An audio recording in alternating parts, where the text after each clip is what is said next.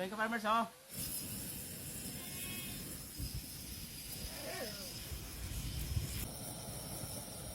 Paubos sa ka-farmers ang laman. Yan ka-farmers, oh. Malapit nang maubos ka-farmers, oh. Tingnan natin kung sasabog or hindi, no. So sa ka-farmers, huwag niyong gayahin basta-basta. Experiment lang ito ka-farmers, huwag niyong gayahin. Yan po, paubos na, oh. Yan po, nakikita natin sa actual po na video na wala nangyari po, na hindi sumabog, na kahit sabing po, ubos na yung laman po, hindi hinigop yung apoy.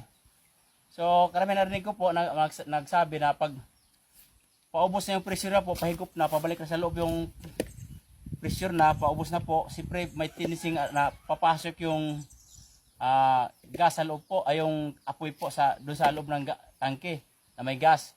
So, nakita na ka-farmers na wala nangyari. So, hindi talaga sasabog ang tangke ka-farmers pag ang apoy na sa labas lang po. Sasabog lang yan ka-farmers pag yung katawan niya naluto na, yung naging baga na po. So lalabas yung pressure na, may pressure yan, may hangin yan eh. So biglang lalabas yung pressure na, sa lakas ng pressure, parang katulad ng gulong ng sasakyan.